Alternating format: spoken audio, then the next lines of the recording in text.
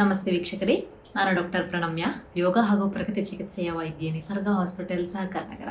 ಇವತ್ತು ನಾವು ನಮ್ಮ ದೇಹಕ್ಕೆ ಬೇಕಾಗುವಂತಹ ಒಂದು ಮಿನರಲ್ ಕ್ಯಾಲ್ಸಿಯಂನ ಬೇರೆ ಬೇರೆ ಸೋರ್ಸಸ್ಗಳ ಬಗ್ಗೆ ತಿಳಿದುಕೊಳ್ಳೋಣ. ಕ್ಯಾಲ್ಸಿಯಂ ನಮ್ಮ ದೇಹದಲ್ಲಿ ಹಲವು ಮುಖ್ಯವಾದ ಕಾರ್ಯಗಳಿಗೆ ಬೇಕಾಗುತ್ತದೆ. ಉದಾಹರಣೆಗೆ ಮಸಲ್ ಕಾಂಟ್ರಾಕ್ಷನ್ ಅಂಡ್ ರಿಲ್ಯಾಕ್ಸೇಷನ್ ಆಗಿರಬಹುದು, ಅಥವಾ ನಾರ್ಮಲ್ ನರ್ವ್ ಕಂಡಕ್ಷನ್ ಆಗಿರಬಹುದು, ಅಥವಾ ಬ್ಲಡ್ ಕ್ಲಾಟಿಂಗ್ ಆಗಿರಬಹುದು. ಇವೆಲ್ಲದಕ್ಕೂ ಕ್ಯಾಲ್ಸಿಯಂನ ಅವಶ್ಯಕತೆ ಇರುತ್ತದೆ. ಇನ್ನು ನಮ್ಮ ಹಾರ್ಟ್ ಹೆಲ್ತಿಗೆ, ಟೀತ್ ಅಂಡ್ ಬೋನ್ ಹೆಲ್ತಿಗೂ ಸಹ ಕ್ಯಾಲ್ಸಿಯಂನ ಅವಶ್ಯಕತೆ ಇರುತ್ತದೆ. ಒಬ್ಬ ಮನುಷ್ಯ ದಿನದಲ್ಲಿ ಸುಮಾರು 1000 mg ಕ್ಯಾಲ್ಸಿಯಂನ ಇಂಟೇಕ್ ಮಾಡಬೇಕಾಗುತ್ತದೆ. Women over 50 and men over 70 need around 1200 mg of calcium every day. Calcium ಅನ್ನು ನಾವು ಬೇರೆ ಬೇರೆ ಸೋರ್ಸಸ್ಗಳಿಂದ ಪಡೆದುಕೊಳ್ಳಬಹುದು. ಮುಖ್ಯವಾಗಿ ಡೈರಿ ಪ್ರಾಡಕ್ಟ್ಸ್, ಹಾಲು, ಮೊಸರು, ಪನೀರ್. ಚೀಸಲ್ಲೂ ಕೂಡ ಸಿಗುತ್ತದೆ, ಆದರೆ cheese is one of the heavily processed product. ಅದಕ್ಕೆ ನಾವು ಅದನ್ನು ಕನ್ಸಿಡರ್ ಮಾಡುವುದಿಲ್ಲ. ಒಂದು ಲೋಟ ಹಾಲಿನಲ್ಲಿ ಸುಮಾರು 300 mg ಕ್ಯಾಲ್ಸಿಯಂ ಸಿಗುತ್ತದೆ. ಒಂದು ಬೌಲ್ ಕರ್ಡಲ್ಲೂ ಸಹ ಸುಮಾರು 300 mg ಕ್ಯಾಲ್ಸಿಯಂ ಸಿಗುತ್ತದೆ. ಒಂದು 100 ಗ್ರಾಮ್ ಪನೀರಲ್ಲಿ ಸುಮಾರು 250 mg ಕ್ಯಾಲ್ಸಿಯಂ ಸಿಗುತ್ತದೆ. ಲ್ಯಾಕ್ಟೋಸ್ ಇಂಟಾಲರೆನ್ಸ್ ಇದ್ದವರಿಗೆ, ಅಲರ್ಜಿ ಸಮಸ್ಯೆಗಳು ಇದ್ದವರಿಗೆ, ಡೈರಿ ಪ್ರಾಡಕ್ಟ್ಸ್ ಅನ್ನು ಸೇವಿಸಲು ಆಗದೇ ಇದ್ದಲ್ಲಿ ಹಲವು ಪ್ಲಾಂಟ್ ಸೋರ್ಸಸ್ ಇಂದ ಕೂಡ ಕ್ಯಾಲ್ಸಿಯಂ ಅನ್ನು ಪಡೆದುಕೊಳ್ಳಬಹುದು. ಹಲವು ಸೊಪ್ಪು, ತರಕಾರಿಗಳು, ನಟ್ಸ್ ಅಂಡ್ ಸೀಡ್ಸ್ ಅಲ್ಲಿ ಕೂಡ ಕ್ಯಾಲ್ಸಿಯಂ ಸಿಗುತ್ತದೆ. ಆದರೆ dairy products will always be the best source of calcium. Dairy products ನಂತರ one of the best source of calcium is ಎಳ್ಳು. ಅದರಲ್ಲಿ ಬಿಳಿ ಎಳ್ಳು, ಕಪ್ಪು ಎಳ್ಳು ಎರಡರಲ್ಲೂ ಸಹ ಸೇಮ್ ಅಮೌಂಟ್ ಆಫ್ ಕ್ಯಾಲ್ಸಿಯಂ ಇರುತ್ತದೆ. ಇವೆರಡರಲ್ಲೂ ಒಂದು ಡಿಫ್ರೆನ್ಸ್ ಏನಂತ ಹೇಳಿದರೆ, ಕಪ್ಪು ಎಳ್ಳಿನಲ್ಲಿ ಬಿಳಿ ಎಳ್ಳಿಗಿಂತ ಜಾಸ್ತಿ ಆಂಟಿ ಆಕ್ಸಿಡೆಂಟಿನ ಪ್ರಮಾಣ ಇರುತ್ತದೆ. ಇನ್ನು ನಾವು ಎಳ್ಳಿನಲ್ಲಿ ನೋಡಬೇಕಾದಂತಹ ಒಂದು ವಿಷಯ ಏನಂತ ಹೇಳಿದರೆ, ಅದರ ಔಟರ್ ಲೇಯರ್ ಆರ್ ಹಸ್ಕ್ ಅನ್ನ ತೆಗೆದಿರಬಾರದು. ಅಂತಹ ಪ್ರಾಸೆಸ್ಡ್ ಎಳ್ಳಿನಲ್ಲಿ ಕ್ಯಾಲ್ಸಿಯಂ ಪ್ರಮಾಣ ಕಡಿಮೆ ಇರುತ್ತದೆ. ಔಟರ್ ಲೇಯರ್ ಅನ್ನ ತೆಗೆಯದೇ ಇದ್ದಂತಹ ಎಳ್ಳಿನ 100 ಗ್ರಾಮ್ಸ್ ನಲ್ಲಿ ಸುಮಾರು 900 to 1000 mg ಕ್ಯಾಲ್ಸಿಯಂ ಸಿಗುತ್ತದೆ.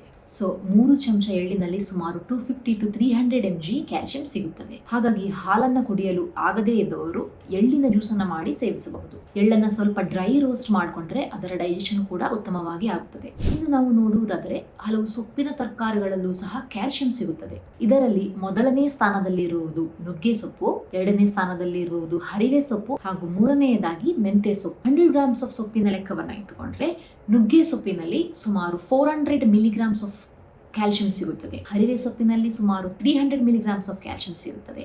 ಪಾಲಕ್ ಸೊಪ್ಪು, ಮೆಂತೆ ಸೊಪ್ಪಿನಲ್ಲಿ ಎಲ್ಲ ಅರೌಂಡ್ 100 ಮಿಲಿಗ್ರಾಮ್ಸ್ ಆಫ್ ಕ್ಯಾಲ್ಸಿಯಂ ಸಿಗುತ್ತದೆ. ಆದರೆ ಈ ಸೊಪ್ಪುಗಳಲ್ಲಿ ಆಕ್ಸಾಲೇಟ್ಸ್ ಇರುವ ಕಾರಣ ಇದನ್ನು ಚೆನ್ನಾಗಿ ಬಾಯ್ಲ್ ಮಾಡಿ ಸೇವಿಸಿದರೆ ಮಾತ್ರ ಇದರ ನ್ಯೂಟ್ರಿಯೆಂಟ್ಸ್ ನಮ್ಮ ದೇಹಕ್ಕೆ ಸಿಗುತ್ತದೆ. ಆಕ್ಸಾಲೇಟ್ಸ್ ಇರುವಂತಹ ಆಹಾರಗಳನ್ನು ನಾವು ಕುಕ್ ಮಾಡದೆ ಸೇವಿಸಿದಾಗ ಆ ಆಹಾರಗಳಲ್ಲಿ ಇರುವಂತಹ ನ್ಯೂಟ್ರಿಯೆಂಟ್ಸ್ ಈ ಆಕ್ಸಾಲೇಟ್ಸ್ ಜೊತೆಗೆ ಸೇರಿ ಒಂದು ಕಾಂಪೌಂಡ್ ಫಾರ್ಮ್ ಆಗುತ್ತದೆ. ಹಾಗಾಗಿ ಆ ನ್ಯೂಟ್ರಿಯೆಂಟ್ಸ್ ಅನ್ನ ಅಬ್ಸಾರ್ಪ್ಷನ್ ಕಡಿಮೆ ಆಗುತ್ತದೆ. ಹಾಗಂತ ಅಧಿಕವಾಗಿ ಕುಕ್ ಮಾಡಿದರೂ ಸಹ ಅದರಲ್ಲಿ ಇರುವಂತಹ ನ್ಯೂಟ್ರಿಯೆಂಟ್ಸ್ ಅನ್ನು ನಾವು ಕಳೆದುಕೊಳ್ಳಬಹುದು. ಇನ್ನು ಹಲವು ತರಕಾರಿಗಳಲ್ಲಿಯೂ ಸಹ ಸ್ವಲ್ಪ ಪ್ರಮಾಣದಲ್ಲಿ ಕ್ಯಾಲ್ಸಿಯಂ ಅಂಶ ಸಿಗುತ್ತದೆ. ಉದಾಹರಣೆಗೆ ಸುವರ್ಣಗೆಡ್ಡೆ, ಬೆಂಡೆಕಾಯಿ, ಬ್ರಾಕೊಲಿ, ಕಾಳುಗಳಲ್ಲಿ ಸೋಯಾ ಬೀನ್ಸ್, ವೈಟ್ ಬೀನ್ಸ್ ಅಥವಾ ಚಿಕ್ ಪೀಸ್ ಅಲ್ಲೂ ಸಹ ಕ್ಯಾಲ್ಸಿಯಂ ಅಂಶ ಸಿಗುತ್ತದೆ.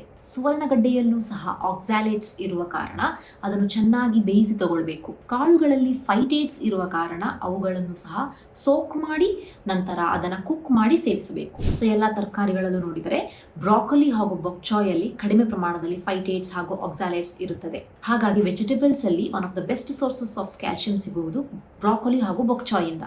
ಇನ್ನು almonds, flax seeds, Brazil nut, hazelnut, walnuts, cashews ಎಲ್ಲದಲ್ಲೂ ಸಹ ಕ್ಯಾಲ್ಸಿಯಂ ಪ್ರಮಾಣ ಇರುತ್ತದೆ.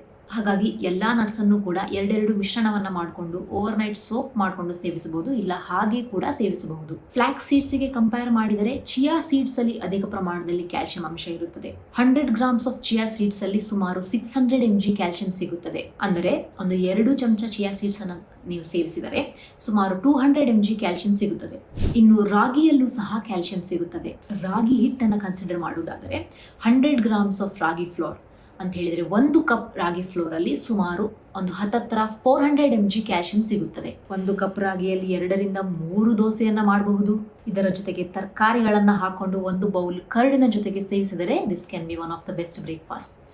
ರಾಗಿಯಲ್ಲಿ ಫೈಟೇಟ್ಸ್ ಇರುವ ಕಾರಣ ಅದನ್ನು ಫರ್ಮೆಂಟ್ ಮಾಡಿ ಉಪಯೋಗಿಸುವುದು ಒಳ್ಳೆಯದು. ನಿಮ್ಮ bone and teeth health, muscle health ಹಾಗೂ ಹಾರ್ಟ್ ಹೆಲ್ತಿಗೋಸ್ಕರ ಅಧಿಕ ಪ್ರಮಾಣದಲ್ಲಿ ಕ್ಯಾಲ್ಸಿಯಂನ ಸೇವನೆಯನ್ನು ಮಾಡುವುದು ಉತ್ತಮ. ನಿಮ್ಮ ಡಯಟಿನ ವಿಷಯದಲ್ಲಿ ನಿಮಗೆ ಸಹಾಯ ಬೇಕಿದ್ದರೆ ವಿಸಿಟ್ ನಿಸರ್ಗ ಹಾಸ್ಪಿಟಲ್, ಸಹಕಾರ ನಗರ.